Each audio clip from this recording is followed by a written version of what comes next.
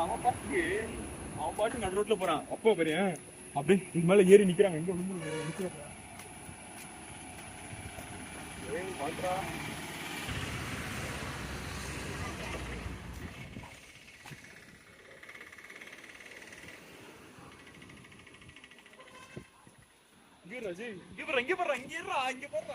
இங்க பாருங்க.